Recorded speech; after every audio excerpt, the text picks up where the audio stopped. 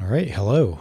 Welcome back. We're reading some more Madison Grant's Conquest of a Continent today.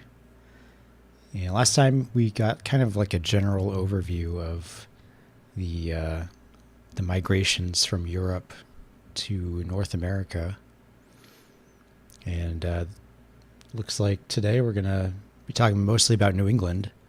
I'll just go to the table of contents. Hello, Angela. So yeah, last time we talked about the conquest of Europe and then settling in America. Just the general from Ireland and Germany, I think, to the colonies. But today we're going to focus on New England and then I guess New England and Virginia going west.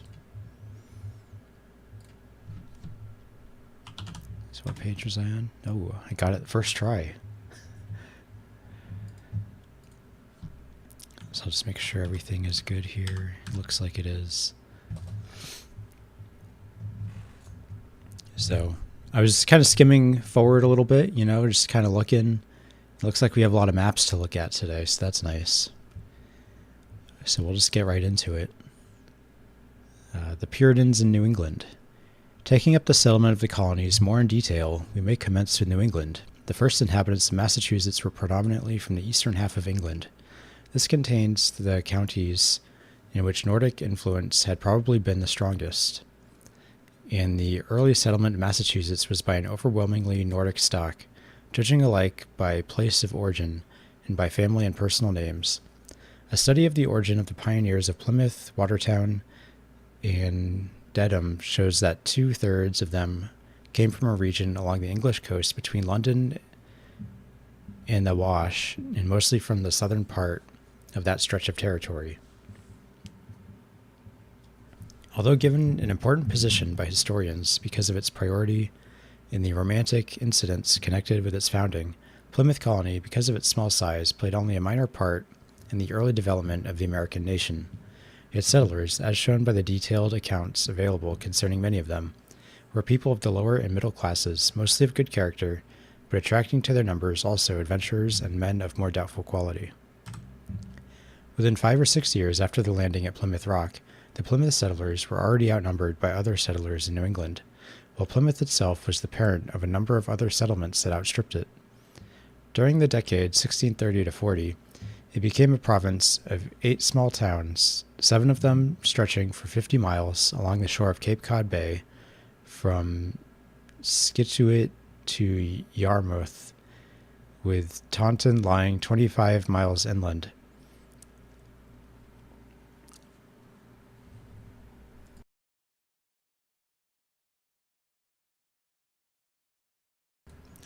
I had to cough. All right. The entire colony would probably have moved to the Connecticut River Valley, and had not the competition of settlers from Massachusetts Bay been too strong. 2 generations after the original settlement there, the number of inhabitants of Plymouth was no greater than it was at the start. In the decade of 1620 to 30, there was a rapid but sporadic settlement of small towns on or near the Massachusetts coast, but the first great migration was that represented by the arrival of Governor Winthrop's fleet in Massachusetts Bay in 1630. The new arrivals settled Boston, Charlestown, Medford, Watertown, Roxbury, Lynn, and Dorchester.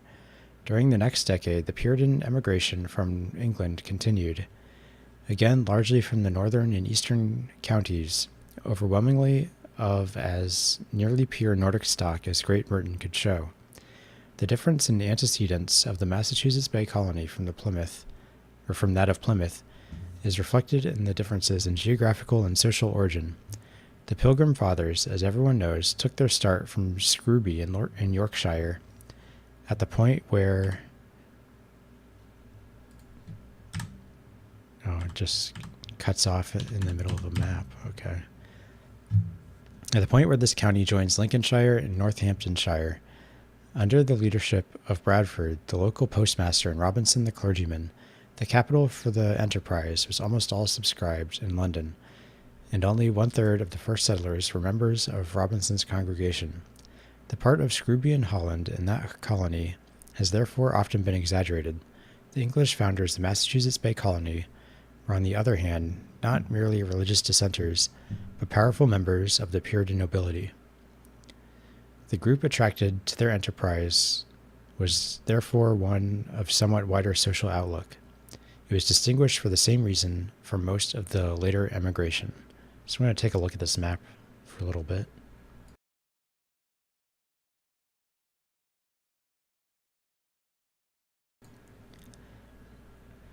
All right. So he's talking about a region. I'm going to see if we can find it here.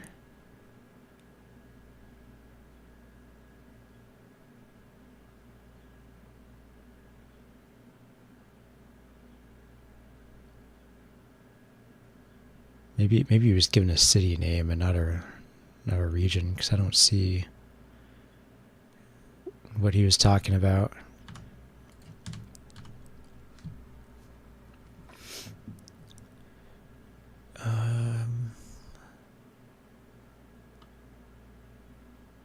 Yeah, between London and Wash. I guess Wash is a city, so that's not really useful for us, is it?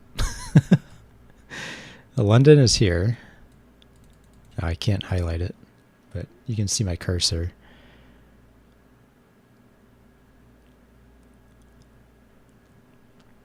I don't see Wash anywhere.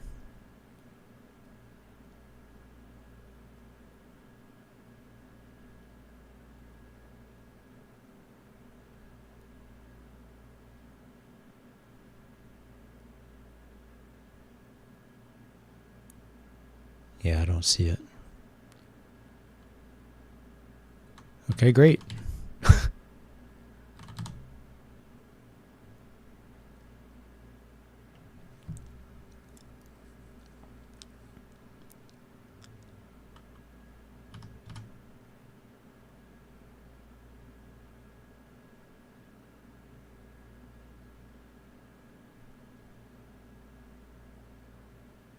Yeah, whatever. I don't see. I thought this would be useful to what he was saying just now. I mean, maybe if you like really go into it and track things down, maybe you can find something, but I don't see anything.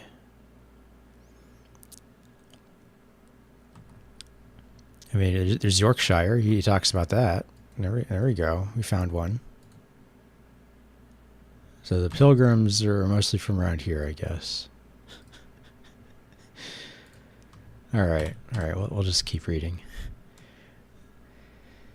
The people who settled in the Massachusetts Bay Colony in the decade of 1630 to 40 doubtless had every desire to better their condition, and their zeal in seizing land from the Indians showed that they were able to put this desire into effect successfully. Their motive in emigrating, however, was more political than was that of many later colonists, most of whom came frankly to find fortune in a new country. There were among them a sprinkling of members of the important county families, and even a few representatives of the Puritan gentry. Alumni of Cambridge were liberally represented among the clergy, together with a few from Oxford, although a few other professional men seem to have been in the group. Many of the settlers were from families made of merchants, or were from families of merchants, among whom Puritanism had made great progress in England. The bulk, however, consisted of more or less well-to-do yeomen and artisans. Since a large part of this Puritan migration, which probably amounted to 20,000 between 1620 and 1640, came in groups often following their local clergymen, it is fairly easy to determine from what parts of Great Britain the early population of Massachusetts came. The evidence all indicates that little of it was from the far north of England, where Puritanism had made comparatively slight progress. The greater proportion of the settlers came from the Puritan stronghold of East Anglia, comprising the counties of Suffolk, Essex, Norfolk, and eastern Hereford. So maybe we can find those on the map.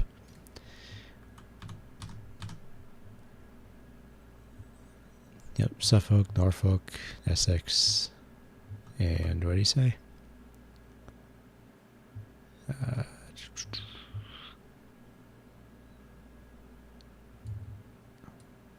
Okay, so those are all like right in here.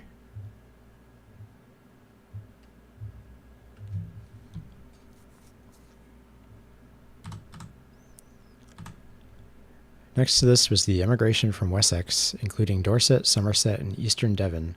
Following came contributions from Kent, from the Midland counties of Buckingham, Northampton, and Leicester,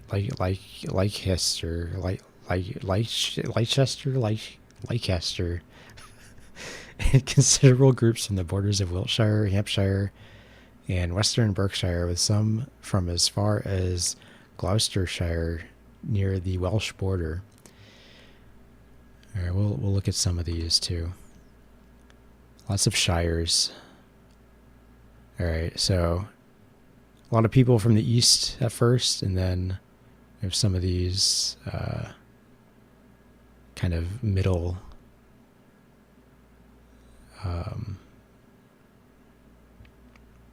like middle southern portion of England.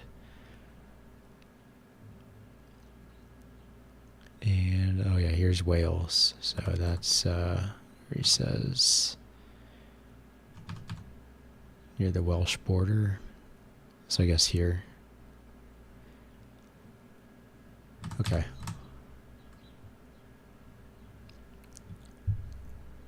A large Boston group came from Lincolnshire, which was the home of the ancestors of the Boston-born Benjamin Franklin. And of course, there was a strong contingent from London, which is largely Puritan and Presbyterian. Towns in Massachusetts tended to be settled by people who were all from the same region in England. And as the expansion of Massachusetts was very largely in the form of congregations from given towns, these populations often kept together for a long time. Frequently, the town's name indicates the old home. Thus, Gloucester, whatever, was settled by men from that county, and Dorchester was named for the town in Dorset from which its early settlers came with the Reverend John Maverick, although it contained an element of Lancashire people from the neighborhood of Preston, Liverpool, and Manchester. And then here we have, I guess we'll try to rotate this. Oh, Jesus, I just fucked everything up.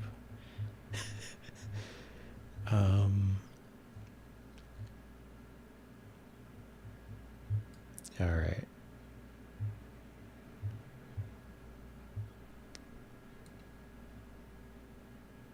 This is going to be all fucked up when I try to go back to the normal text. All right, but here he shows, the origins in New England for, he lays it out. One is the heaviest, so that's this most densely filled in portion here. And then down here in this east, you can't see it because I'm in the way. Where's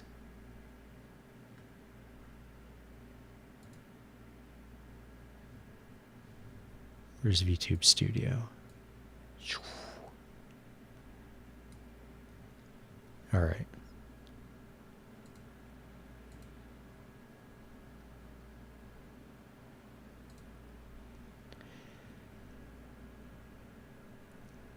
All right, yeah, and then this eastern portion of England that we were looking at earlier. Why doesn't he just show this map? Why does he name all these places and then? Okay, this map is way more useful, I think. We don't have to memorize all the names of the different counties and look for them. We can just look at this. And then the second most heaviest are, this upper portion here of England and Ireland. And then middle and southeastern England. 3 is just the lines. That's like here. In this part of Ireland here. 4 is very light. It's not a lot of people from Cornwall. The eagle's in the way, but it's this area here. And the lowlands up here. Not a lot of people, but there were some there. 5 is uncertain, so that's the diagonal lines going the other way.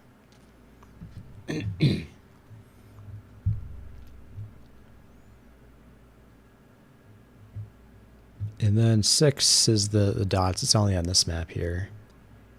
It says English definitely present. So some English people came over here, and then they went to New England subsequently. Anyway, let's rotate counterclockwise, and let's move this back.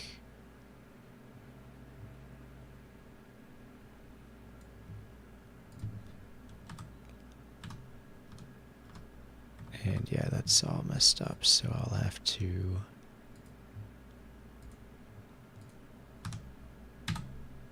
Okay, I think that's good. I'll just move myself back over here.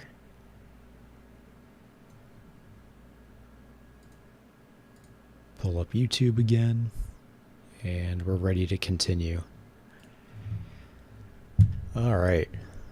Along with the desire of these settlers to better themselves, to acquire the ownership of land, and to seek fortune in new countries, the disturbed political conditions in Great Britain particularly urged Puritans to migrate.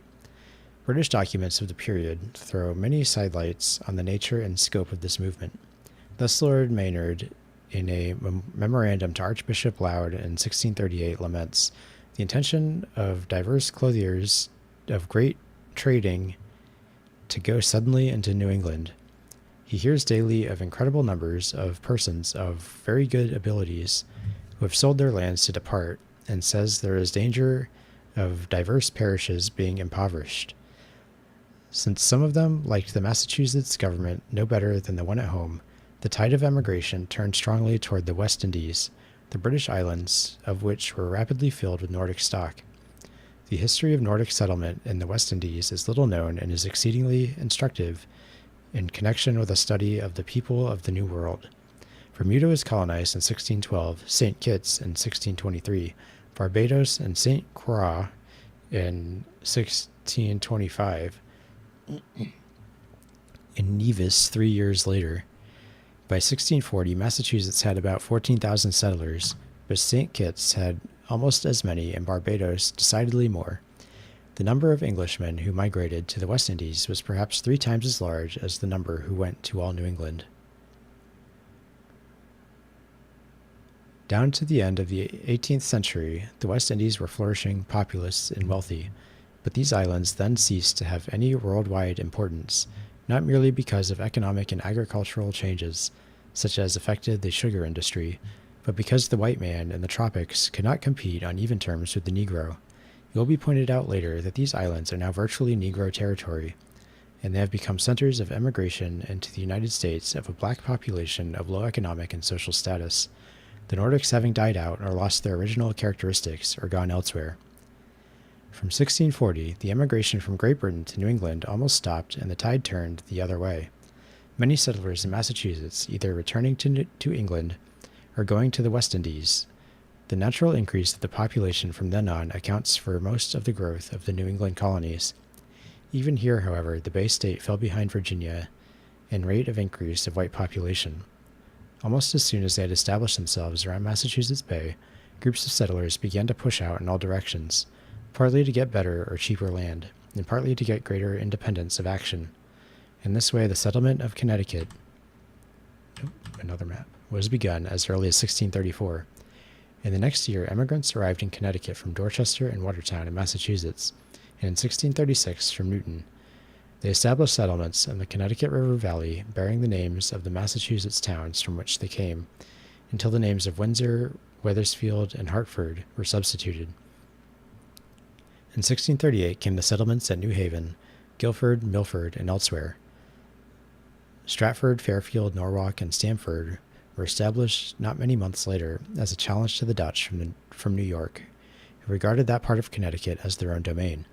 By 1640, at least, a couple of thousand settlers were in Connecticut, Hartford, New Haven, and New London becoming, in their turn, the main gateways of immigration into the whole back country.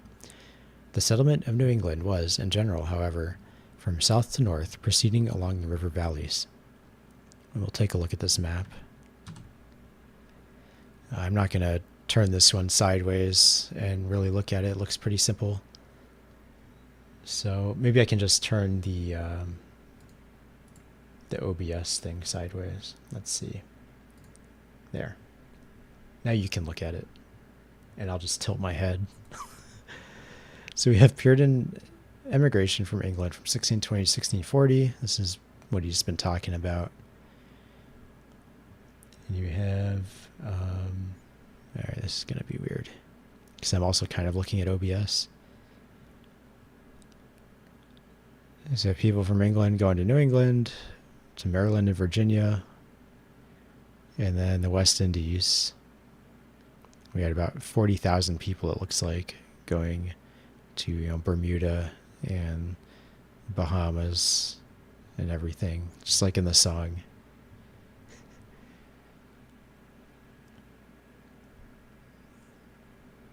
But it doesn't really give us that much information, this map. But I'll take this and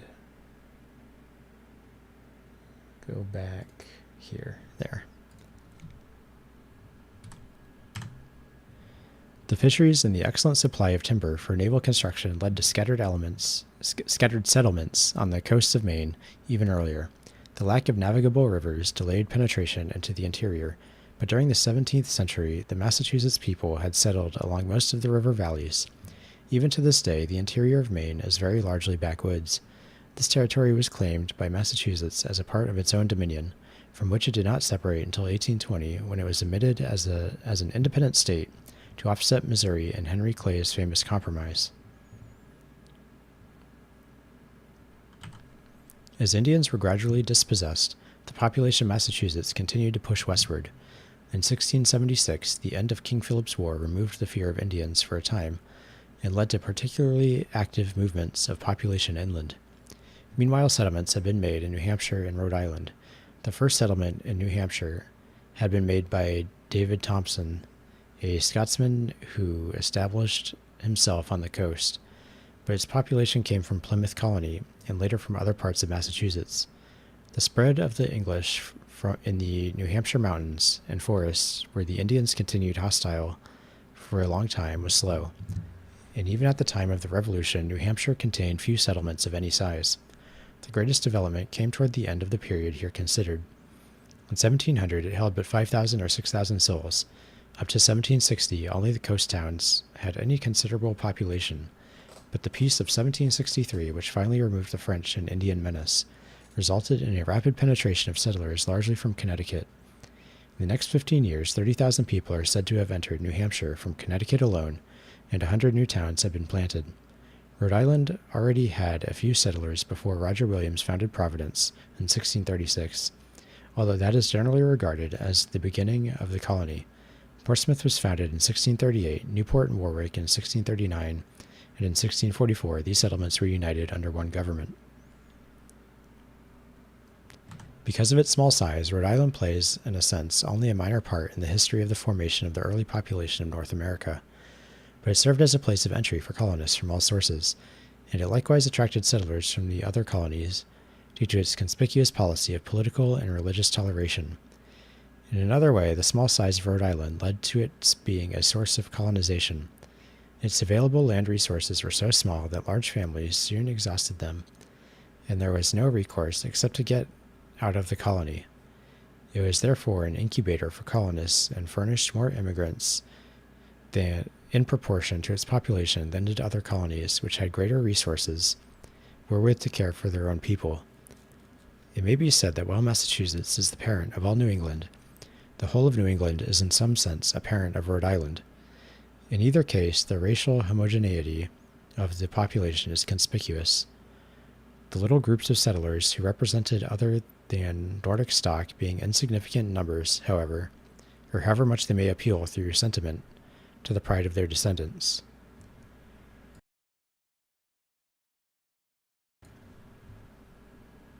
Vermont was settled late, its main occupation not coming until after the Revolution. At first a part of New Hampshire, it attracted occasional settlers from that state and its neighbors, but there could hardly be said to have been a permanent settlement until Brattleboro was founded in 1740. The settlement of Massachusetts west of the Connecticut River began in 1725, when the Berkshires were invaded and Sheffield established. Settlers already pressed north and west and gradually took possession of the territory between the Connecticut River and Lake Champlain. The Connecticut River was the first American frontier, as Alaska was the last. At the time of the Revolution, Vermont was very much a frontier, in which a lawless and defiant lot known as the Green Mountain Boys held possession and yielded allegiance to no one. Within 6 weeks after the collapse of Shays' Rebellion, more than 700 families are said to have migrated from western Massachusetts into Vermont. Many New England soldiers who had fought over this ground in the Revolution had marked it as offering desirable home sites and came into it to take up land and clear it, to bring their families and establish isolated settlements, which gradually coalesced into something like a settled country. The increasing influx of New Englanders led to the surrender of New York's claims on the territory, so that it took its place as an independent state in 1791, the first to be added to the original 13. The picture of New England then is that of a community which received the bulk of its foundation stock in a very short period of time, 1620 to 1640, and almost wholly from a single source, that is, England, and specifically from the most Nordic districts of England. It was no mere figure of speech when Captain John Smith bestowed upon the region the prophetic name of New England. During the 18th century, scattered groups of other origins came to add themselves to the descendants of the early settlers, but in most cases they represented only drops in the bucket. Doubtless one of the reasons why the study of genealogy and the pride of ancestry have flourished most conspicuously in New England is that so large a proportion of the old population traces its ancestry back to the same period and to the same group of people. Even as early as the Revolution, the great bulk of the settlers of New England represented families that had been 4 or 5 generations on American soil. If there was a conspicuous absence of immigrants of very distinguished families into New England at that time, it may be said, on the other hand, that the general level was sound and intelligent. The immigrant population of New England was composed of a small group of families dominant in business and the professions, and an overwhelming proportion of representatives of the English yeomanry, owners of small freeholds, whose sons often sailed ships or went to the fisheries. The same type made up the bulk of the population of the middle colonies, and peopled the back country of the southern colonies. As most of the settlers in New England in the early migration were men who brought their families, the foundation stock thus established was on a better level than that in some other colony where men arrived without bringing wives, and therefore were forced to marry women of any kind whom the colony could furnish. The definitely Nordic character of New England stock, its early establishment, and the survival of the able and vigorous in a region where nature took a heavy toll of weaklings, have produced in New England a population that has left its stamp on subsequent American history, as has no other group. As to the Ulster Scots, we must bear in mind that the Irish question was as serious a thorn in the side of English statesmen in the 16th and 17th centuries as it was before or since, and numerous attempts were made to alleviate the situation, if not to end it, by the colonization of Protestant people in Ireland. In 1611, James I began to encourage the emigration of people from the lowlands of Scotland, particularly from the western part, and from the north of England into Ulster. He looked forward to establishing in Ireland a staunch Protestant population that might ultimately outnumber the Catholics and become the controlling element politically. For this reason, the settlers were picked with some care. The plan succeeded so well that in a generation, or a little more, about 300,000 people had been colonized in the northern part of the island, and by the end of a century, their number had risen to nearly 1 million. And we saw that on the second map that we looked at. that showed people from the northern portion of Britain, Scotland, migrating to Ireland, and then Northern Ireland, and then subsequently to the United States. So it's all coming together.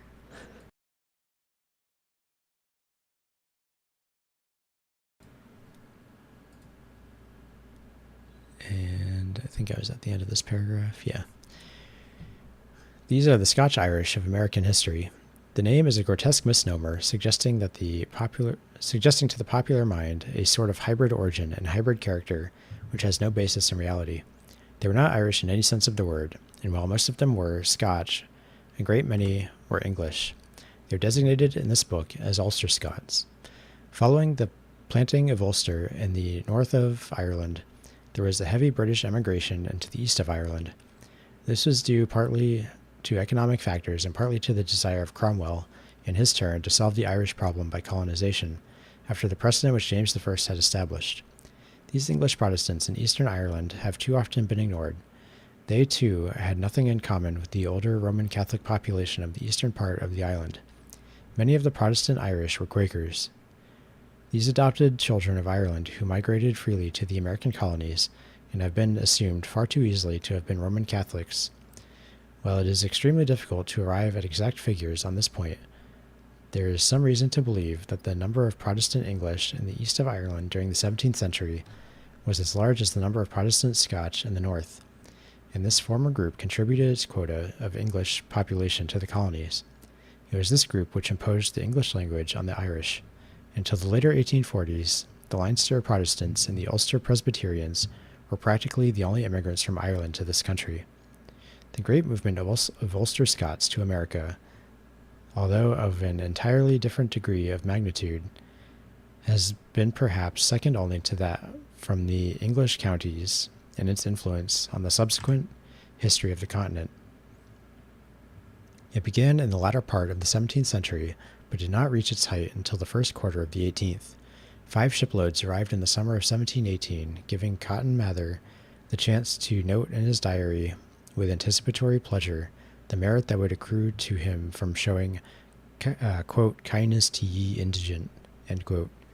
Thereafter one finds in most histories such items as, quote, in 1719 there came 120 Presbyterian families from the north of Ireland who settled in Massachusetts, end quote, or, quote, in the years 1719 and 1720 more than 100 Presbyterian families came from the north of Ireland and settled at Londonderry in New Hampshire, end quote, and so on. The Congregationalists of the seaboard were not too hospitable to these Presbyterians, and forced them to move inland in almost every case, away from the long-settled territory over which the Boston theocracy attempted to maintain its rule, and mostly to New Hampshire and Connecticut. Londonderry recalls its origin by its name, and the Scotch who settled it not only introduced their manufactures into New Hampshire, but brought along with them a still more valuable importation, the so-called Irish potato, which, having been taken from South America to Ireland long before, had, in this roundabout way, been brought back to its own hemisphere. Other groups went to Worcester, to Pelham, to Palmer, and to Andover, and to other communities in small numbers, while many others went to Maine. The total numbers, however, were very small. Massachusetts had a definite policy at this time of encouraging, if not requiring, immigrants of this sort to settle on the frontiers. They furnished less competition in this way, and played a useful part in keeping off the Indians. The emigration of the Scotch and North English, who had been in Ulster for a generation or two, or at the most for 3 generations, was due to discontent with their situation there. They had built up an important manufacture of woolens and linens, which has ever since been famous throughout the world, but in 1698 the jealousy of rival industrialists in England led to parliamentary legislation which crippled the industries in Ulster and threw many men out of employment. In 1704 and the following years, a religious persecution of these Presbyterians was also carried on. These economic and religious handicaps were so great that after a few years of patient waiting, the population gave up hope, and within half a century, about half of the entire number had moved to the New World. The most important stream went into the middle and southern colonies and will be traced later. This exodus was the cause of alarm in the old country as well as the new. The rumor of going to America has spread like a contagious distemper, laments an Irish letter writer in 1728.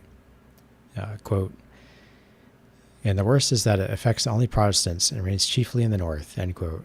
While another laments that, quote, there are now 7 ships at Belfast that are carrying off about 1,000 passengers thither, and if we knew how to stop them, as most of them can get neither victuals nor work at home, it would be cruel to do it, end quote.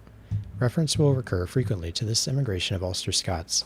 At this point, it is necessary to emphasize, in the first place, that it was little different in racial background from the preceding English settlement, both groups being definitely Nordic in their makeup.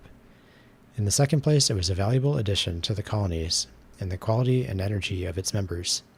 In the third place, it was always small in proportion to the English element.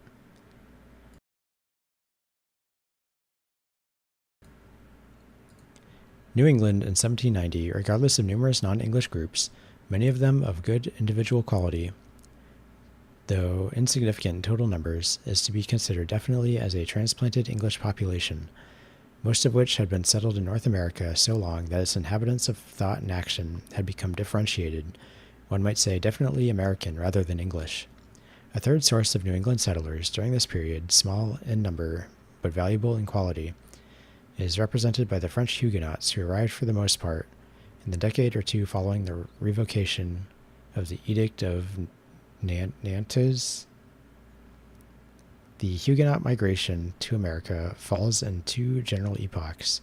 From 1555, when Admiral Coligny had a vision of a Protestant France in the New World, to the revocation in 1685 of the Edict of Nantes, the French Charter of Protestant Liberty, is the first epoch during which the immigration was scattering. From 1685 up to about 1750 is the second epoch, when the Huguenots fleeing from oppression and death sought refuge in many countries. During this period, their immigration to North America reached considerable proportions. Providence and Boston were points of entry for many. The more went to the southern colonies, and to them many an American family of the present day is proud to trace its ancestry. These French Huguenots seem to have come predominantly from the middle class or artisan stratum of the population with a mixture of the lesser gentry, but their energy, ability, and character earned for them an important role in their adopted country out of proportion to their small numbers. Unlike some of the other non-English groups, they did not tend to establish colonies or settlements of their own, but scattered widely and merged freely into the general population.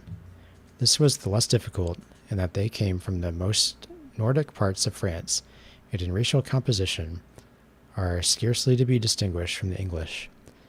In the same way, those northern and eastern counties of England, which supplied a large part of the migration to America, had, during the preceding century, received a continuous infusion of continental Huguenots to a total sometimes estimated as high as 250,000, who there also became by admixture and hereditary similitude indistinguishable from their neighbors.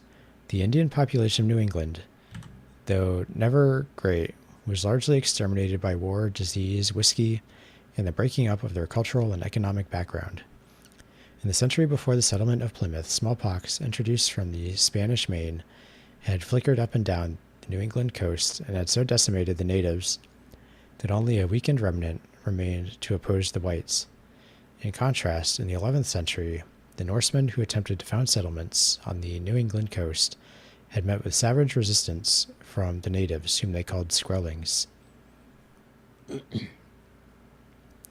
Intermarriage between whites and Indians was almost unknown save in the occasional case in which a colonist was carried into captivity.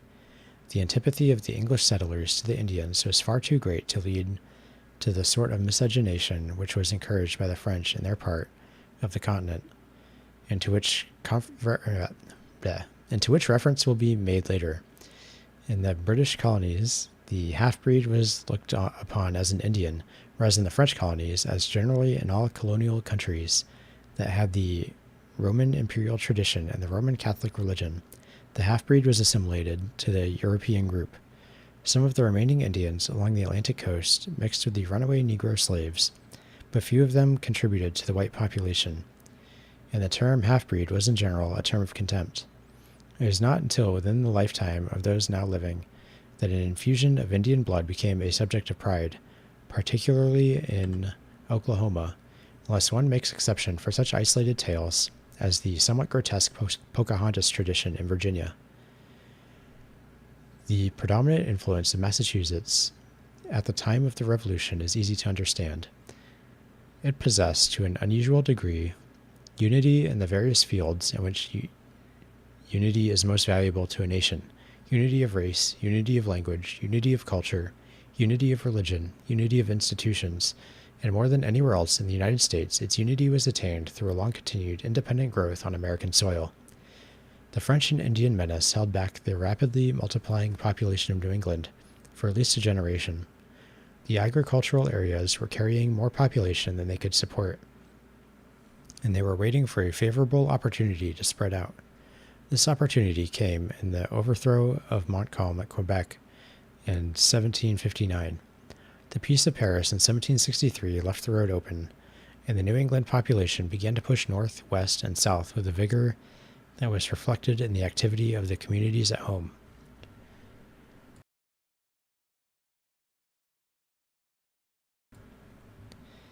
The succeeding half-century is correctly regarded as the golden age of New England. Its country districts were more densely populated when the first census of the United States was taken in 1790 than they have been since. The decline, which will be traced in the next section, then began, and decade after decade thereafter, the New England towns and villages are found in a surprisingly large percentage of cases either standing still or actually declining in number of inhabitants. The history of American colonization is usually written only in terms of the additions to population. The subtractions from it may be no less important. Subtractions by migration westward were less significant, because in many cases the frontier merely proliferated itself by sending its surplus out, without diminishing its own standards or numbers. The first national loss of population occurred after 1640, when the changing political conditions in England and the tyranny of the Massachusetts Bay authorities drove many people out of Massachusetts. This loss, serious as it was, is insignificant compared with the tremendous loss of superior stock at the time of the Revolution. The Loyalists made up an undetermined part of the population, perhaps as much as one-third. Those who had been most conspicuous or most active were obliged in many cases to flee, and persecution with the confiscation of their property was carried on even after the war. Most of the Loyalists who left the colonies went either to Canada or to the West Indies. Altogether, the loss from this source may have been as great as 100,000 people, representing on the whole a superior selection of the population. It is comparable in the racial damage done the American population with the loss of which France suffered from the expulsion of the Huguenots. By the Revolution, the colonizing impulse of New England had not merely begun to fill up western New York, as will be described shortly, but had led to the formation of speculative land companies for settlement in the Wyoming Valley of Pennsylvania, and even on the lower Mississippi. The hard times following the Revolution led to a great increase in migration, which in general has been rapid in hard times, slower in periods of prosperity. Vermont, as already said, felt the impulse markedly. Maine also seems to have grown most rapidly in the decade or two following the Declaration of Independence, though Portland and Falmouth were the only towns worthy of the name. New Hampshire, likewise, slower in its development than other parts of New England, had begun to catch up by attracting those ready to better themselves by a change of location. Connecticut had made a steady growth and had fewer non-English elements than almost any other of the New England colonies. Small as these elements were everywhere, the growth of Massachusetts had been largely in the interior, Boston having made less progress than many other cities. People were moving from Massachusetts to other colonies. Many were moving from Boston, but not staying there. Or many were moving through Boston, but not staying there.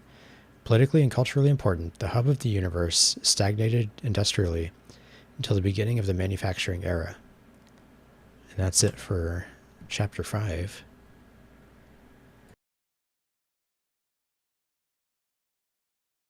So some interesting stuff there, you know. He talks about the French migrations. My family was part of that, but they went to Canada, so they weren't really involved in any of the rest of this stuff. They just went to Quebec.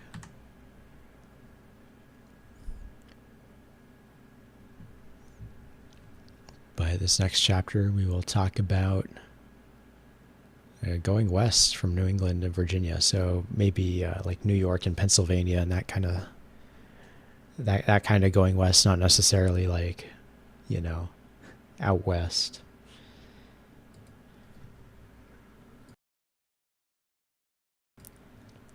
I'm going to check my tea and see if it's cold enough to drink yet. Probably not.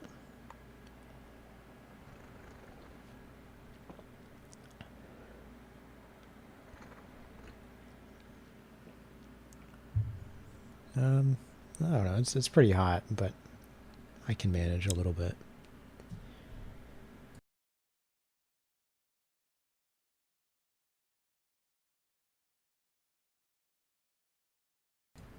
All right. So we are reading a little bit more than usual today. It's going to be 50 pages. We start on page 80. We're going to end up on page 130. So it's going to be a little bit. We'll see how my throat does, but I think we can handle it. So chapter 6, The Gateways to the West from New England and Virginia. In 1609, the English navigator Henry Hudson had explored the river which now bears his name, acting on behalf of the Dutch East India Company. During the next decade, small Dutch settlements, trading posts were established along the river, but the first real settlement is generally dated 1623 when 30 families of Walloons arrived. These were people from northern France and the southern Netherlands who had been driven into Holland by religious persecution and wanted to escape from the unsympathetic treatment which they were receiving in the southern part of Holland. Their language was not Dutch, but French. Speaking at large, the Dutch settlement of New Netherland was, at the beginning, a trading venture, and I lost my place. A trading venture, and was based on a stronghold at the mouth of the river, and another one at the head of navigation. For many years, the latter settlement, originally called Fort Orange and later Albany, was much more important than the little town of New Amsterdam on Manhattan Island. Restrictions on land tenure held back colonization, and at no time during the Dutch occupation did its reach extend much beyond the fertile farmlands of the Hudson Valley, northerly to Fort Orange. Though an outpost to the west was established at Schenectady, and scattering settlements had also been made in New Jersey and on Long Island. In all these outlying regions, the pressures of New England migrants was too strong for the scanty Dutch population to withstand, and even in Manhattan, the New Englanders had become early an important part of the population.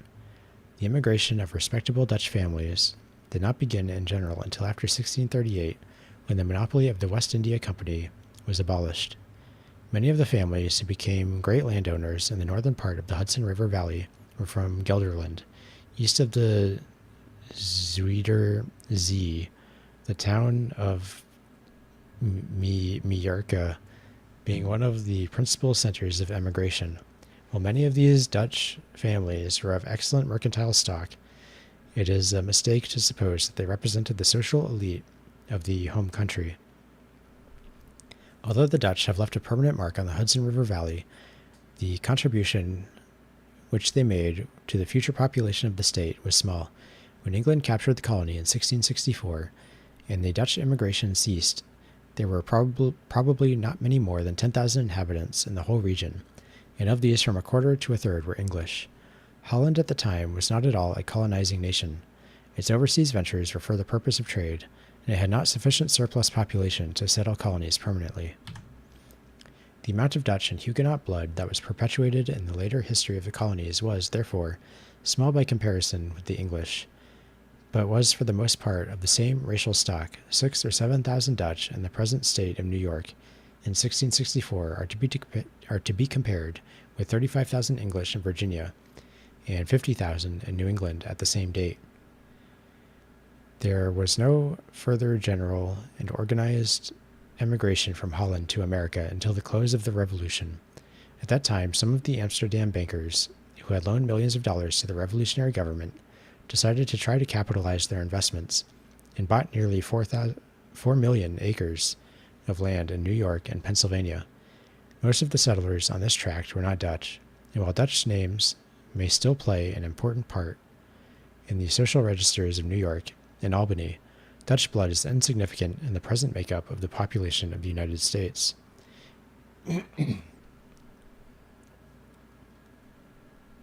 The southerly tide of New Englanders, which washed over the Dutch colony and others to the south, was in the first instance made up largely of those who did not find religious convictions of their associates in Massachusetts and Connecticut to their liking.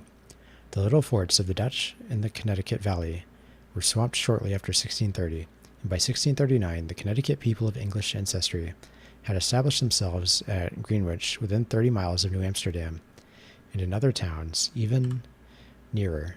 Long Island was settled from the same source, and Thomas Belcher took up a tract upon the present site of the city of Brooklyn in the same year in which the English began to build at Greenwich.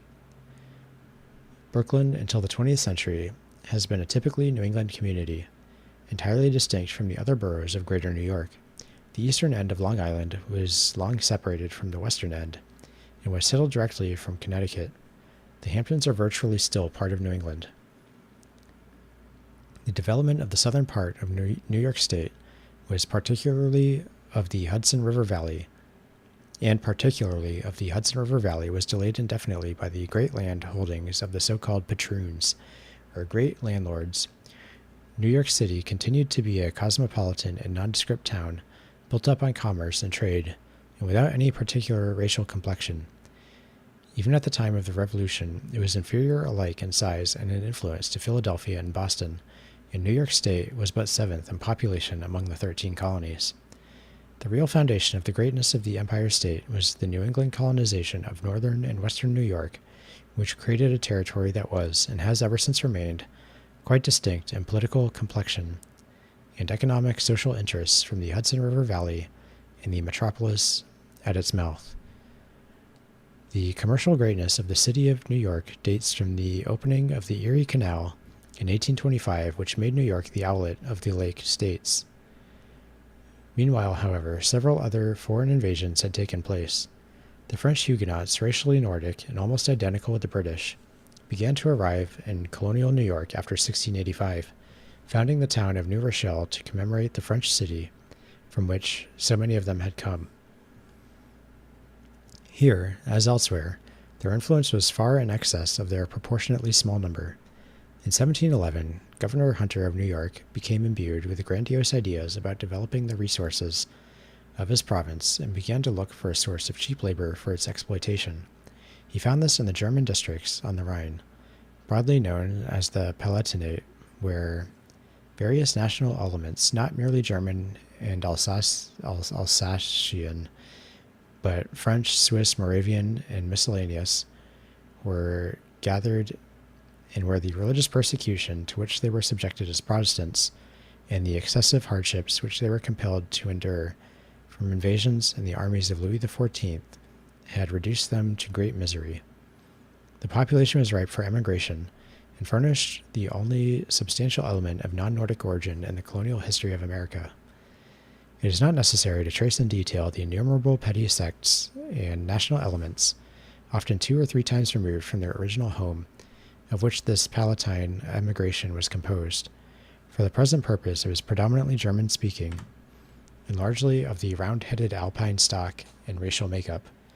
About 1709, these Palatines began frantic efforts to escape from their misfortune, and within a few years some 30,000 had gone over into Holland and even into England, where they were not welcome. The British government was only too glad to subsidize their further emigration, and several thousand of them were transported to the Hudson River Valley. They soon became discontented there and were finally colonized on the Schoharie River in New York. Here, in turn, they were ousted by what they considered political jobbery, and many of them moved on to the Mohawk River, a tributary of the Hudson, while others continued down the Susquehanna River to Pennsylvania. On the whole, therefore, the Palatines are to be considered merely temporary inhabitants of New York State, although a good many of them remained. The reports they sent out as to their treatment were so unsatisfactory that thenceforth the Palatine immigration mostly avoided New York and landed in Pennsylvania, where it will be encountered later. The next influx, particularly after 1719, was of Ulster Scots, similar to that already mentioned as invading New England. Much of Orange County on the west of the Hudson River was settled by these Ulstermen, beginning as early as 1729, and for the next half-century the infiltration of this Nordic element was continuous, although more of it came through New England than directly into New York harbor. By the time of the Revolution, the Ulster Scots had spread over much of the eastern part of northern New York, having enough representatives in Albany in 1760 to establish a Presbyterian church there.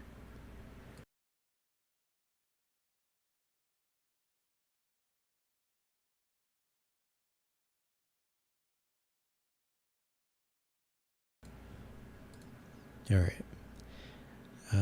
At about the same time, Sir William Johnson, who had received a grant of 100,000 acres of land north of the Mohawk River for his valor in defending the colonies against the French at Crown Point and Lake George in 1755, began to look about for suitable tenants and hit upon the idea of importing Scotch Highlanders of Roman Catholic faith.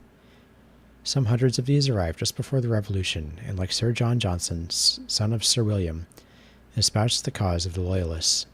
After the Revolution, they moved northward to Ontario, where the town of Glengarry recalls their earlier home in Inverness. There, such families as the MacDonalds, McDougals, Camerons, McIntyres, and Fergusons became an important element of strength to Canada. As noted, New York State at the time of the Revolution was still distinctly an unimportant colony, and its greatness dates from the invasion of New Englanders immediately after the war. Connecticut, by virtue of its proximity, was the principal source of these settlers, although almost every part of New England contributed. The crossing over of the Ulster Scots has already been mentioned, but it must not be inferred that that was the principal element in the settlement of the state. The main immigration was of the Puritan English stock, which still dominates all of Upper New York, except where subsequent colonies of recent immigrants in some of the larger industrial cities have altered the local scene. The western shores of Lake Champlain and some of the older towns of the Hudson River Valley could scarcely be recognized after a few years by those who had known them previously. A mere Dutch farm in 1784 had been changed in 4 years to the thriving city of Hudson, a typical New England commercial town with warehouses, wharves, Yankee shipping, and stores filled with Yankee notions. A visitor to Whitesboro on the Mohawk River in 1788 reported that settlers are continually pouring in from the Connecticut hive. Binghamton was settled jointly by Connecticut and Massachusetts.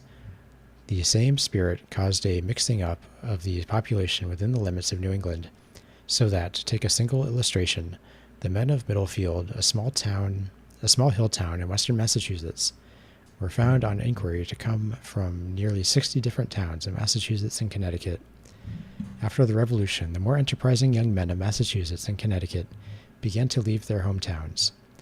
Of those who departed, a half went to other places in New England, a quarter to western New York, and a quarter to Ohio and other points in the then far west.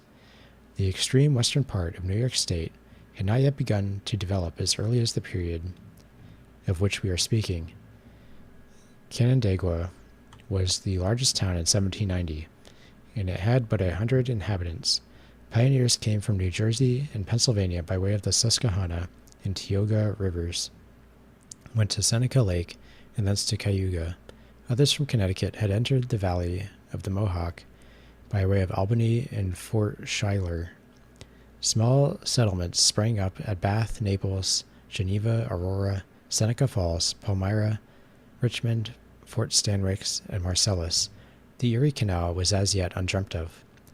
The population picture of New York State in 1790 is then a double one. The great bulk of the state, so far as area is concerned, was a colony of Anglo-Saxon origin, almost identical with the New England states. The Hudson Valley formed a less important appendage to this, with New York City at its mouth, a miscellaneous settlement of people of all sorts whose interests were largely commercial. New York was one of the states that lost most heavily by the Loyalist migration at the end of the Revolution. This superior Nordic element left in two great streams, one by sea to Nova Scotia and the other overland to Canada. Long Island was a particularly heavy loser, 3,000 people going in one fleet in 1783. The influx of Loyalists into Nova Scotia, amounting to some 35,000, was a severe burden on that little colony. Those who went into Canada overland from New York were more easily assimilated, and many of the important settlements along the northern shores of Lake Erie and Lake Ontario, such as Kingston, date from that time. To these Ontario settlers was given, by order in council in 1789, the honorary name of United Empire Loyalists, and they formed the backbone of Upper Canada, as the province of Ontario was then called, and were a main element in defeating the plans of American strategists in 1812 to capture Canada and annex it to the Union. Although New York is generally credited with having more loyalists during the Revolution than any other colony, she also furnished more troops for the Patriot Army than did any other state except Massachusetts. New Jersey, in contrast to its neighbors on either side, was one of the most thoroughly English of all the colonies. The settlements of the Dutch in the north and the squabbles of a few hundred Dutch, Swedes, and Finlanders in the south left little trace on the population when colonization once started in earnest. The real history of the colony begins in 1664, when the English proprietors to whom it had been granted began to colonize it seriously. Northern New Jersey was a chaos of rugged hills and forests, which offered little to the settler, and is still largely wasteland. The southern part of the state is also largely wasteland, consisting chiefly of pine barrens, so that early settlement was virtually limited to two areas. On the North River, as the Hudson was called, the lands along the meadows opposite Manhattan Island were inviting, and on the South River, as the Delaware was originally designated, there was a broad strip of fertile farmland which attracted the early settlers. Among other centers, New Haven had established a colony there about 1640, but had been driven off by the Dutch. There was also some extremely fertile land around Freehold and other towns on the line between New York and Philadelphia.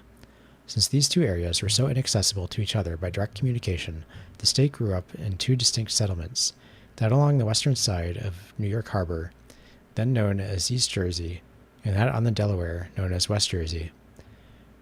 While these two were consolidated administratively in 1702, they have never been wholly consolidated in actual character, and the two ends of the state are, even today, diverse enough to show their somewhat divergent origin. The land along the Delaware was colonized, for the most part, directly from England by the Quakers, who had secured an interest in it, and who established the only two towns of importance in West Jersey during the colonial period, Burlington in 1667 and Salem in 1675. Those who established Burlington were mostly from Yorkshire, with a large group also from London, and they took opposite sides of the town, the Yorkshire people spreading north and the London people spreading south.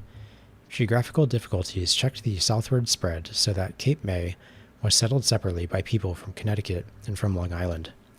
Later, some of the French Huguenots went down into West Jersey, but it always remained essentially an English colony, largely of Quaker complexion, and influenced by the close proximity of co-religionists in Pennsylvania.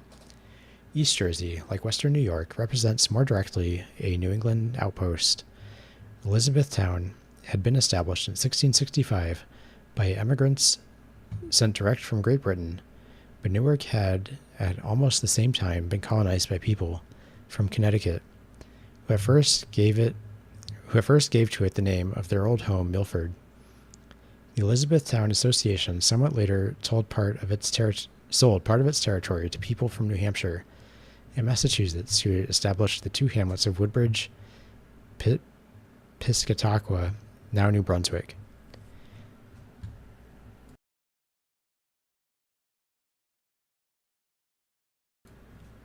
In 1666, Connecticut Puritans also established on the Passaic River, first Guilford and later Branford, both of which Milford both of which, with Milford, merged in the town of Newark.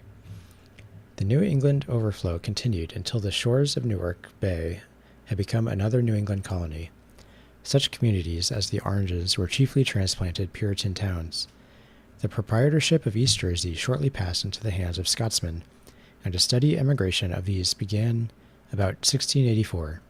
The capital of East Jersey, Perth Amboy, was named for one of the proprietors, James Drummond, the Earl of Perth. The colony soon became, and has ever since remained, one of the strongholds of Scotch Presbyterianism in America, which found its intellectual center in the establishment of Princeton University. For a long time, the two sections of New Jersey were of about equal size and importance, as the country between them gradually filled up.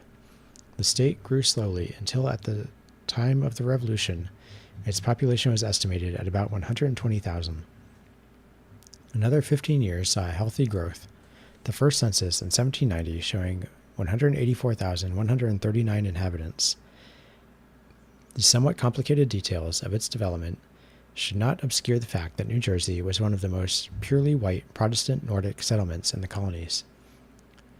Although prior to the arrival of William Penn, there were several thousand settlers on the Delaware River in the territory now covered by Pennsylvania and Delaware, the real settlement of that region is generally dated from the beginning of his operations in 1681, when Upland, now Chester, was settled as his headquarters. A year later, Philadelphia was founded, and in spite of this late start, grew so rapidly that William Penn, the Quaker, at his death, had the satisfaction of knowing that the city of brotherly love was the largest in North America. While the foundation stock was made up of English Quakers, Penn had ambitious ideas of establishing a headquarters for other like-minded persons. And with this idealism was apparently mixed a solid commercial ambition, which led him and his agents to advertise the merits of the colony widely. The land system, unlike that of Virginia or New Netherlands, favored the settler with small means. English and Welsh farmers rapidly appropriated to themselves the country along with I'm going to start that sentence over. English and Welsh farmers rapidly appropriated to themselves the country along the west side of the Delaware River from Trenton to Wilmington. Penn maintained friendly relations with the Protestant leaders in southern Germany, and he and his agents seem to have had an extraordinary flair for finding obscure and peculiar sects and getting them to emigrate to the new colony. A mere list of the odd religious denominations that soon flourished in Pennsylvania is bewildering, and an attempt to define the characteristics which to them seemed more than matters of life and death is quite beyond the capacity of the present-day student not steeped in the knowledge of 17th century theology. Germantown was established in October 1673,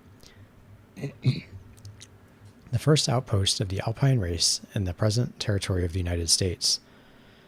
Its founders were Mennonites, but they were later joined by Dunkards, or Tunkers, that is, dippers, who held the efficacy of baptism by immersion.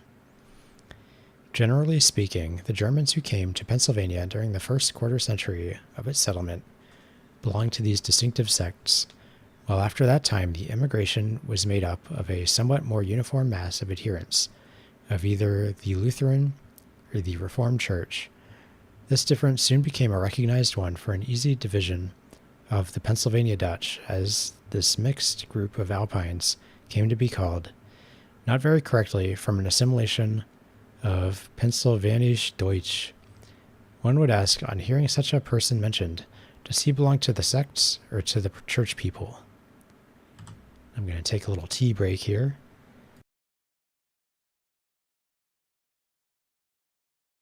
So we have about 15 pages left, so I think we'll make it. I think my throat will survive. Maybe.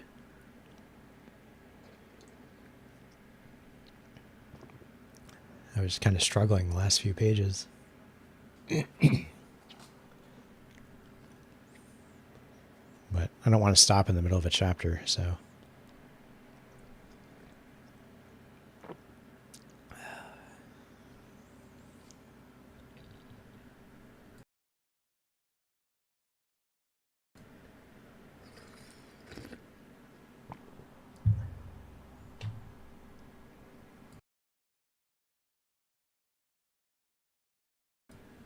will continue. A few of these, such as the Labadis from Friesland, who settled in Newcastle County, Delaware, were either from Holland or parts of Germany bordering Holland, but the great bulk of the Pennsylvania Dutch came from the Rhine provinces, particularly from Alsace and the Palatinate, with a liberal sprinkling of northern French Protestants who had been forced over the border, while others came from Austria and Prussia, and even from northern Italy. As a matter of fact, down to the time of the World War, Americans called colloquially all Germans Dutchmen, while the Palatinate furnished only a small part of the immigration. Its name was soon given to all similar newcomers, so that the term Palatine became a general description for a German-speaking immigrant. And one even finds in the odd records such anomalies as an allusion to a Palatine from Hamburg.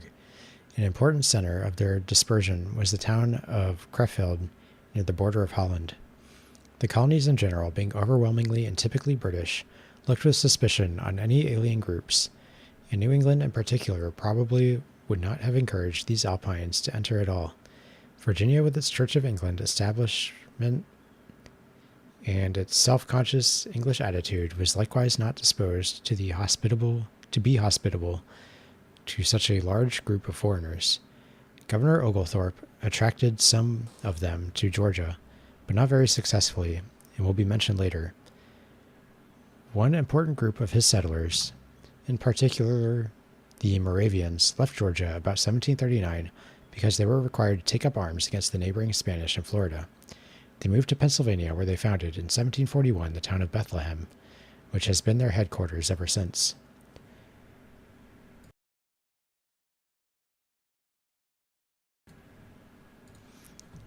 While New York originally welcomed the Palatines, it soon treated them so badly that thereafter almost all the vessels bearing German immigrants came directly from Dutch ports to the Delaware.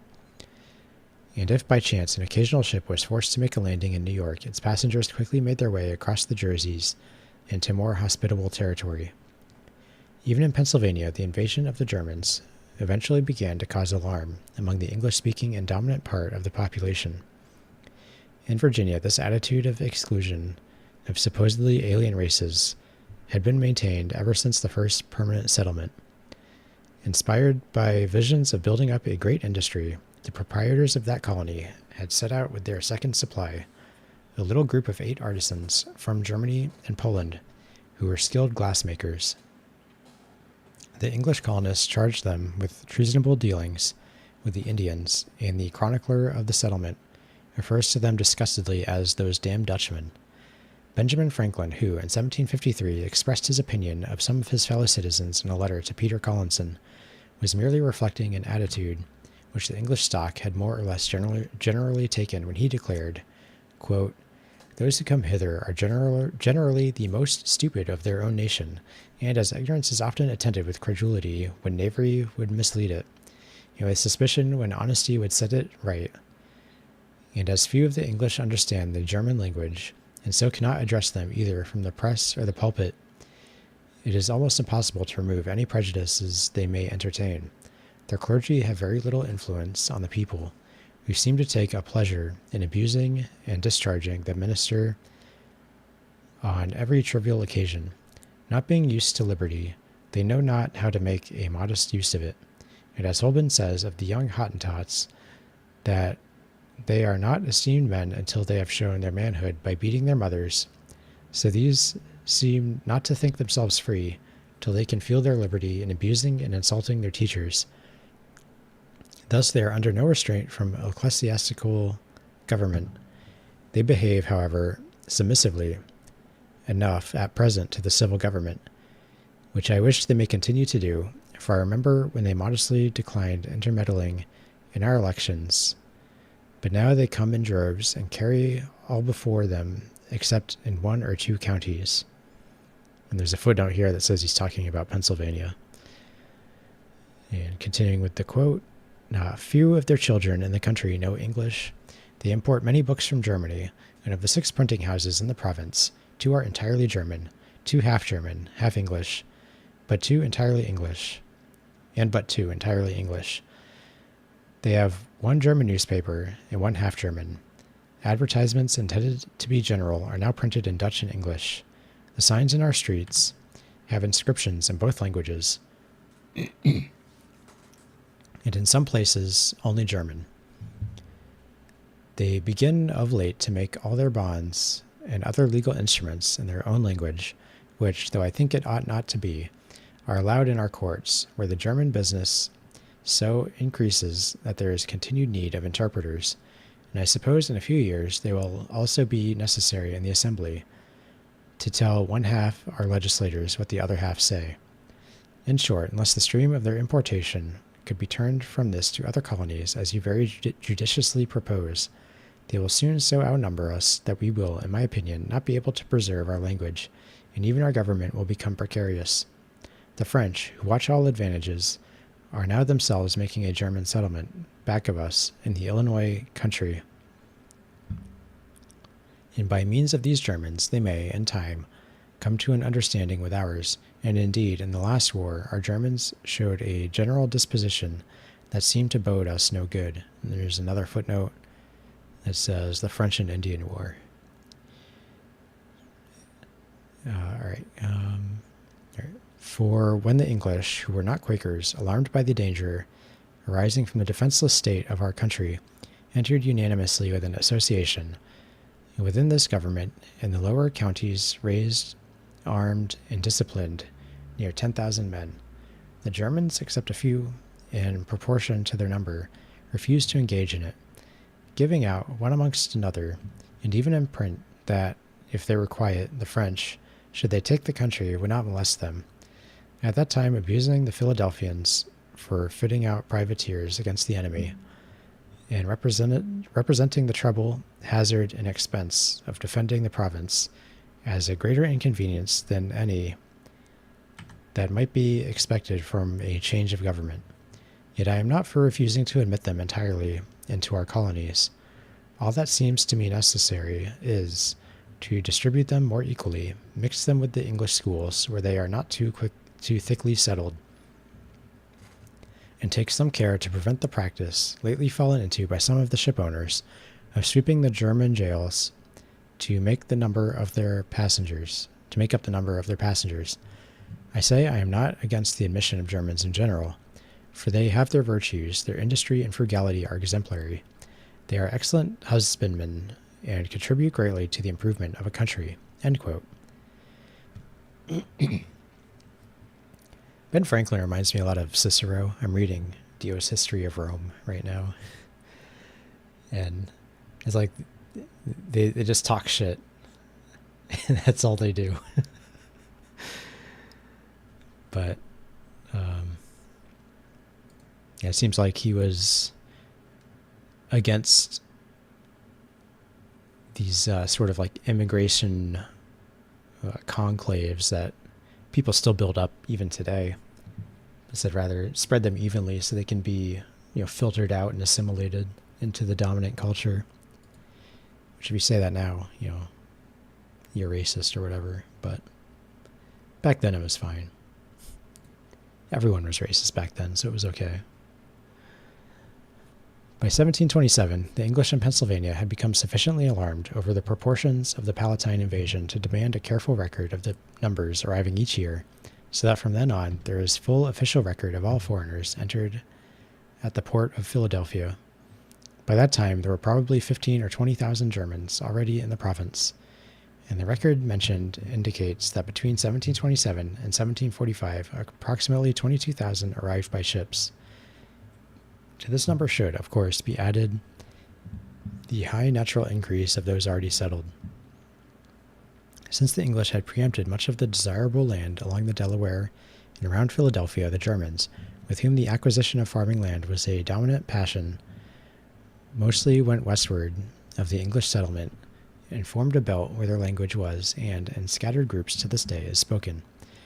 They filled the Lehigh and Schuylkill valleys and occupied a band of fertile soil beginning in eastern Pennsylvania on the Delaware, passing westward toward the Susquehanna, through the towns of Allentown, Reading, Lebanon, Lancaster, and thence down to the Cumberland Valley on the Maryland border, where they had a natural outlet to western Virginia and to the south.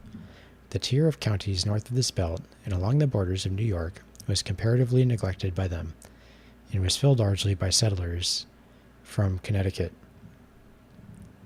The influx of English and German sectaries was so rapid that within 3 years from its founding, Penn's province had made a growth as great as that of New Netherlands in its first half-century.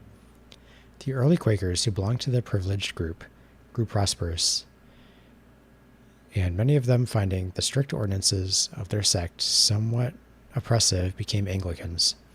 Thus the Church of England gained an important position in Philadelphia, which it retained up to the Revolution. In general, it represented the Loyalist element, and therefore partly disintegrated when they left at the end of the war. The Revolution was largely Calvinistic, and the established church was, in most of the northern colonies, regarded with disfavor as Loyalist. The invasion of Ulster Scots into Pennsylvania began shortly after the German immigration was well underway. Within a few years, the great majority of the Ulster immigrants to America were making directly for the Delaware shores. Presbyterian congregations existed in the important towns of the colony about 1700. And within the next decade, the Scotch had made numerous settlements in Newcastle County, Delaware, and on both sides of the Pennsylvania-Maryland boundary at its intersection with the Delaware line. When the great tide of emigration from Ulster set in about 1720, the Scotch found the best and most accessible soil in Pennsylvania, occupied by the English, and the next belt held firmly by the Germans.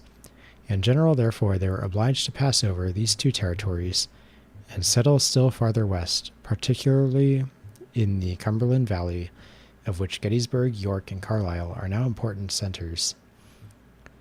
In this district, geographical isolation led later to the establishment farther south of a distinct church, the Cumberland Presbyterian, somewhat different in its tenets from the Presbyterianism of the Philadelphia region and Delaware. The number of Scotch who thus left Ulster for Pennsylvania is uncertain, but may have exceeded 40,000 or 50,000. Taken in connection with the Palatine immigration at the same period, the influx to Pennsylvania in the 1730s formed the largest migration from Europe to the New World that ever took place until the steamship era arrived. Seeking newer and freer land, the Scotch, together with some Germans, began to follow the mountain valleys, trending southwestward from Pennsylvania. They not only filled the Shenandoah Valley in a few years, but filtered down to the back country of the southern colonies into the eastern portions of what is now Tennessee. We have another map here to look at. I'll flip this on OBS.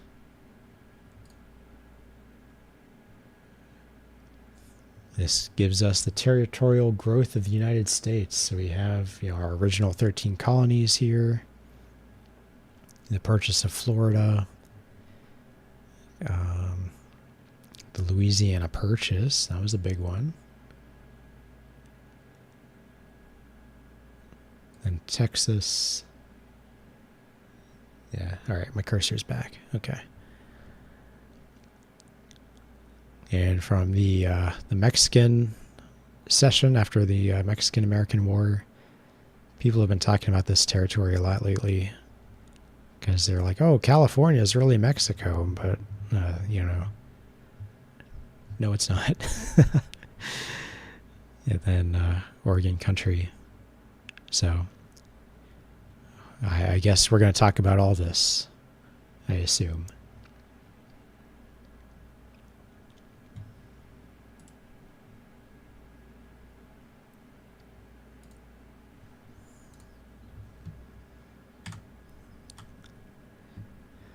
And I'll use this opportunity to drink some more tea.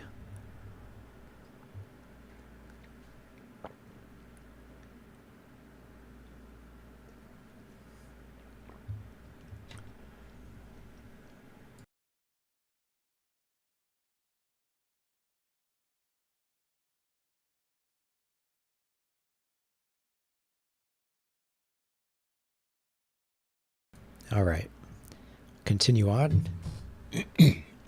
A good illustration. Oh, geez.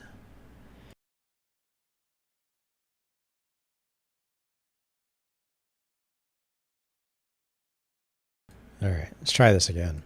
A good illustration of this migration is Daniel Boone, himself of English stock, who was born on the Delaware, only a few miles above Philadelphia. The Boone family soon moved to Reading. Thence drifting southwestward with his compatriots, Daniel Boone settled in the North Carolina uplands along the valley of the Yadkin, then passed beyond into Kentucky, and after the location began to be civilized, went on as a pioneer to Missouri. His son appears a little later as one of the early settlers of Kansas, his grandson as a pioneer in Colorado. When the land west of the Alleghenies was opened for settlement about 1768, the Ulster Scots began to throng the mountain passes. In addition to their aptitude for frontier life and the insatiable desire to find new and cheap land, they wanted to get away from their neighbors, the Pennsylvania Dutch, with whom they usually did not live on very good terms.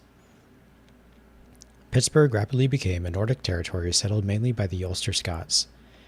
These streams of immigration were sufficient by 1740 to enable Pennsylvania to overtake and pass the population of every other colony except Maryland, Massachusetts, and Virginia, although most of them had been started a generation earlier than Penn's settlement.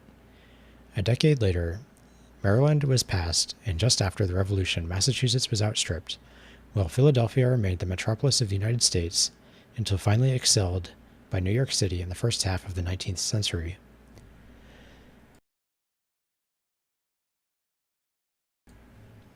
Benjamin Franklin's offhand estimate that at the end of the colonial period, 1/3 of the population of his adopted state was English, 1/3 Scotch, and 1/3 German was not far from the truth. Though the population was then by a safe majority British in origin and English-speaking, the Germans remained an element impossible to assimilate, so long as they continued to be segregated in their own communities, of which Lancaster was the largest inland town in the 13 colonies. Such of the Germans as went to the frontier states were assimilated by the Nordic groups without much difficulty, but the experience of the Pennsylvania Dutch farming communities is like that of some of the city slum districts of the last century, in presenting groups almost impossible to Americanize. Even at the present time, this alpine island of population still retains many of its alien characteristics. For this, among other reasons, the German element in Pennsylvania, at the time of the Revolution, played a relatively unimportant part in the affairs of the state. As suggested by the quotation from Franklin above, the dominant element was formed by the group around Philadelphia, composed mainly of the original English Quakers. But the Pennsylvania Dutch on their farms and the Scots on the frontier furnished a large contingent with which the politicians had to deal, though they were seldom represented in the government and leadership of the colony. The German element was inclined to follow the leadership of the Quakers, under whose invitation it had come to Pennsylvania. The Scots, on the other hand, were apt to be in a state of rebellion when occasion arose, as conspicuously in the Whiskey Rebellion, which formed one of the first tests of the power of the federal government under Washington's presidency. The claim that half of the Ulstermen were adherents of the established church rather than Presbyterians is doubtless extreme, but emphasizes the typically non-Irish and Protestant character of this whole element of the population, as also the fact that many of the Ulstermen were not Scots, nor even Lowland Scots, whose ancestors had moved northward along the border from England, but were direct emigrants from England to Ireland, some indeed as late, and even after the time of Cromwell. Delaware has been dealt with incidentally in what has been said concerning Pennsylvania, because it was part of Pennsylvania during the first period of colonization. Unimportant attempts had been made by the Dutch and Swedes, of whom the Swedes are the best known, to settle there, but the population of the region when Penn arrived was mainly composed of English, who had moved in under the regime of the Duke of York. In 1633, an English nobleman, Lord Baltimore, who had for years been seeking favor with the Stuart monarchy, announced that he had become a convert to the papacy, and with the zeal of a new convert, desired to establish a colony in the New World where Catholics, then laboring under heavy disabilities in Great Britain, could enjoy religious freedom. He applied for, and Charles I granted, a charter for the foundation of a semi-feudal proprietorship, with the stipulation that freedom of worship should prevail. If one stops to consider what a howl of outraged virtue would have been raised by the people of Great Britain, and what a hurricane would have descended upon the head of the monarch had he granted the Catholics a charter without stipulating for freedom of worship, it will be realized that the much vaunted toleration of Lord Baltimore's colony was not entirely an evidence of his own broad-mindedness. However, this toleration had its limits. Disbelief in the doctrine of the Trinity was a capital offense. In 1634, the little town of St. Mary, as established as the center of the new colony, few Catholics of the home country seem to have been anxious to take advantage of the opportunities offered, and Lord Baltimore began to seek tenants elsewhere. As early as 1634, he was writing to Boston and urging Massachusetts people to emigrate. But the first great invasion of Puritans came in 1649. Inspired by enthusiasm for the cause of the king, after he had lost his head, the Virginians, under the leadership of Governor Berkeley, passed ordinances expelling nonconformists from their colony, and 1,000 of these who had previously gone from New England to Virginia were driven out and took refuge in Maryland, establishing the settlement which later became Annapolis. During the next generation, most of the arrivals in Maryland were either Puritans or Quakers. The policy of tolerance was not held to apply to Quakers who, by a law of 1659, were to be whipped out of any town which they entered. But this measure does not seem to have been enforced very long, and English Quakers from other colonies soon formed an important part of the population. In 1689, word reached the New World of the expulsion of James II and the occupation of the British throne by the uncompromisingly Protestant House of Orange. While James II was on the throne, a general alarm had risen throughout the colonies over the prospects of Catholic aggression. Many of the colonies contained a sprinkling of the Huguenot refugees who had been driven out of France only a few years before because of their Protestantism. And there were thus in every colony men who knew the revocation of the Edict of Nantes and the terrible persecution which followed.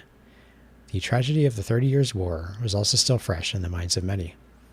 There was no disposition in America, therefore, to look upon the Catholics as a group who, if in power, would distinguish themselves by a policy of broad toleration. And the one colony in which there was any appreciable number of Catholics, namely Maryland, naturally felt the situation most keenly. The number of Catholics in the colony at that time, however, even including Negroes, was only a few thousand, and their capital of St. Mary was a hamlet of scarcely 60 houses. Probably 11/12 of the population of Maryland were Protestants, and of them a majority were Puritans. These lost no time in taking steps to protect their freedom, which they knew the Catholic Church would never tolerate, if able to do otherwise, and by a homemade revolution turned out the proprietary government and set up a staunch Protestant regime. Under this new rule, however, the few Catholic residents were subjected to no harm, but were placed under approximately the same disabilities as they had long lived under in Great Britain. Thereupon, the little Roman Catholic principality in the United States was at an end, and the then Lord Baltimore, fourth of that title, shortly conformed by returning to his ancestral Protestant faith. The Revolution of 1689 cost St. Mary its existence, for the Puritans transferred the capital to their own town of Providence, rebaptized Annapolis, for the headquarters of the Roman Catholics soon relapsed into the wilderness. Maryland continued to be almost wholly an English colony, with more than its share of Negroes and transported convicts, with a very slight sprinkling of aliens, much as all the colonies had. When the Acadians were transported from Nova Scotia in 1755, a considerable number of them were landed in Maryland. Baltimore, founded in 1729, languished for a quarter of a century, but in the decade before the Revolution it began to grow with such rapidity that in a few years it was one of the half-dozen most considerable towns of the continent. The back country of Maryland was settled independently from Pennsylvania to a considerable extent by Ulster Scots and Palatines, though there was also a steady encroachment on this cheap land by men from the Tidewater who could not get possession of farms in the more expensive and fashionable as well as prosperous region. By the Revolution, Maryland had reached a population of 250,000. Perhaps 1/7 of this was in Frederick County, where Palatines had begun to settle as early as 1710, and into which they began to enter in large numbers after about 1730. Despite this backcountry element, Maryland must be recognized as being, at the time of the first census, an Anglo-Saxon colony in culture, in traditions, in language, and in population. That's it for chapter 6. So we've settled in the colonies, and we've kind of moved south and west a little bit. Really just from, like Pennsylvania to Maryland. Next time we'll talk about Virginia and her neighbors. And let's see.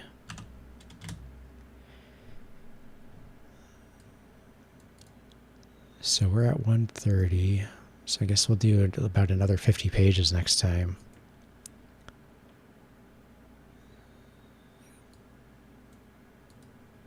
So we'll do Virginia and then the Old Northwest Territory.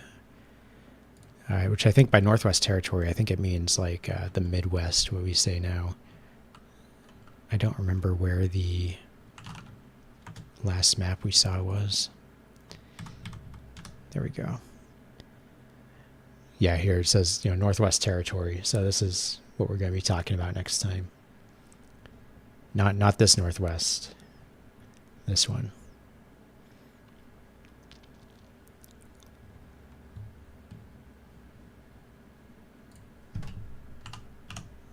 So that's some good progress for today.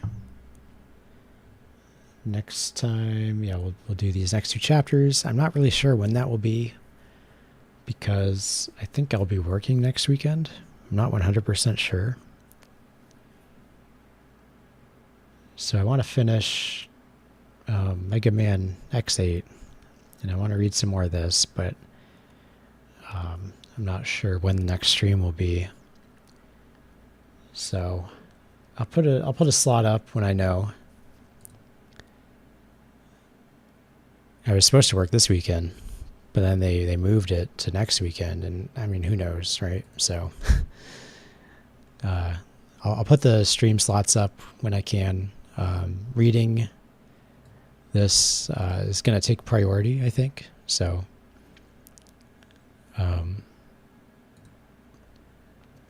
if I can only stream one day, then it'll be this. If I can stream 2 days, then I'll do both. Mega Man X8 stream tomorrow? No. I'm gonna chill. I'm gonna chill tomorrow. I'm gonna rest and relax.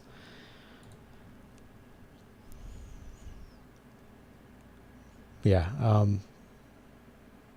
we'll see, like I said. So, thank you for being with me again today, and I'll see you all at some point in the future for some more of Madison Grant's Conquest of a Continent and Mega Man X8. Bye.